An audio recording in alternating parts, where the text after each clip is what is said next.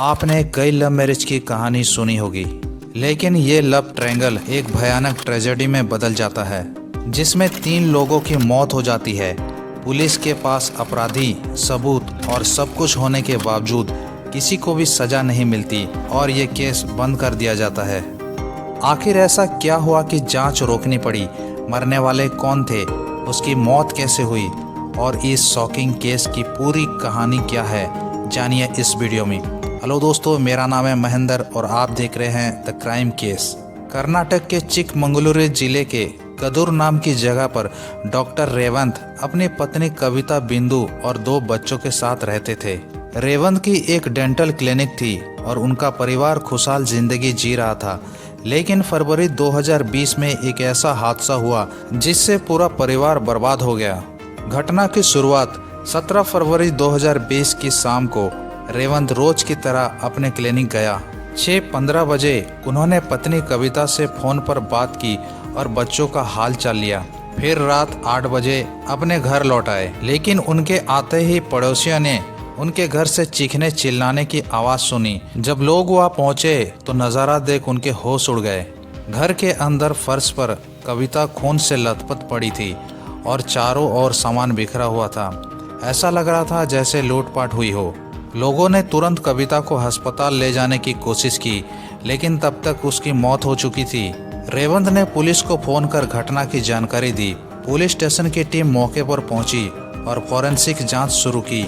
रेवंत ने बताया कि लुटेरे जबरदस्ती घर में घुसे, लूटपाट की और कविता ने विरोध किया तो उसकी गला रेत कर हत्या कर दी। पुलिस ने इस बयान के आधार पर एक एफआईआर दर्ज की और जांच शुरू कर दी। शुरुआती जांच में पुलिस को कुछ चीजें अजीब लगी। घर में जबरदस्ती घुसने की कोई निशान नहीं थे। लूटपाट के बावजूद संघर्ष के कोई संकेत नहीं मिले। कविता की हत्या बड़ी सफाई से की गई थी। पोस्टमार्टम के रिपोर्ट आई तो खुलासा हुआ कि कविता को किसी हथियार से नहीं बल्कि एक सर्जिकल ब्लेड से मारा गया। इतना ही नहीं, उसके शरीर में एनेस्थेसिया का हाई डोज भी पाया गया। यह देखकर पुलिस को शक हुआ कि कविता की हत्या किसी पेशेवर व्यक्ति ने की है और उनकी नज़र रेवंत पर जा टिकी।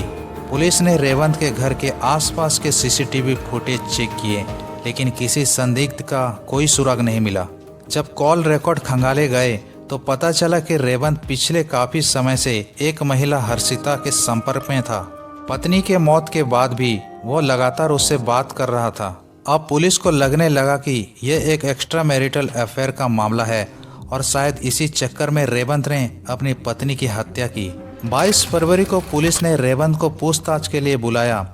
इससे पहले वो हमेशा पुलिस के बुलाने पर आ जाता था, लेकिन इस बार वो नहीं आया। कुछ देर बाद खबर मिली कि एक शव रेलवे ट्रैक पर पड़ा मिला है। पुलिस वहां पहुंची तो देखा कि वो शव रेवंत का ही था।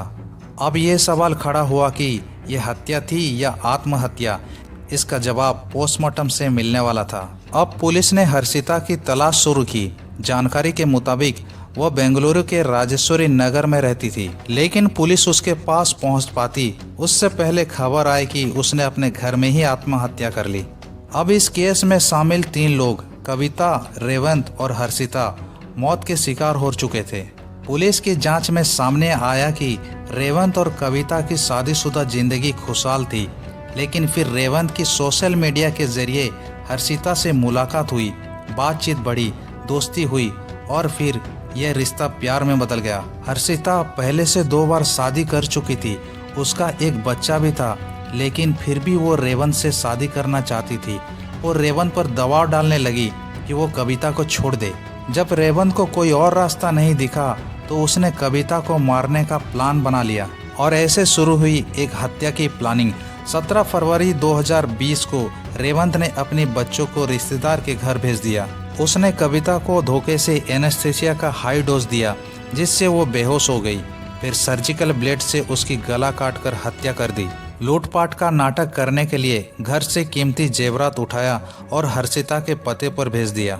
बाद में चीखने चिल्लाने का नाटक किया और पुलिस को गुमराह करने के लिए लूट की झूठी कहानी गढ़ दी। और इसी तरह 3 मौत की वजह बनी नाजायज मोहब्बत। 18 फरवरी को हर्षिता ने वो ज्वेलरी रिसीव कर ली। जब पुलिस ने जांच पड़ताल की और सारा शक रेवंत का ऊपर आया, यह बात रेवंत ने सुनकर ट्रेन के आगे कूद गया। रेवंत की मौत की खबर जब हर्षिता तक पहुंची तो उसे भी डर लगने लगा कि अब वो पुलिस उसे गिरफ्तार कर लेगी। इसी डर में उसने फांसी लगाकर आत्महत्या कर ली। पुलिस को कविता की हत्या का कारण भी पता चला और अपराधी भी, लेकिन रेवंत और हर्षिता दोनों मर चुके थे। इसलिए इस केस को बंद करना पड़ा, क्योंकि अब किसी को सजा नहीं दी जा सकती। रेवंत और कविता के दोनों बच्चों को उनके करीबी रिश्तेदारों ने गोद ले लिया और वो अब एक सुरक्षित जीवन जी रहे हैं। यह सच्ची कहानी हमें सिखाती है कि एक गलत रिश्ता 3 जिंदगी को बर्बाद कर सकता है। प्यार में धोखा, लालच और गलत फैसलों ने इन परिवारों को तबाह कर दिया। एक झूठे प्यार की कीमत 3 लोगों की जान से चुकानी पड़ी। इस घटना को सुनाने का उद्देश्य किसी को परेशान करना नहीं है, किसी का दिल दुखाना नहीं है, बल्कि आपको जागरूक कराना है। दोस्तों, अगर हमारी मेहनत पसंद आई हो तो इस वीडियो को लाइक करते हुए शेयर भी जरूर करें और चैनल को सब्सक्राइब करें और बने रहिए हमारे चैनल द क्राइम केस के साथ।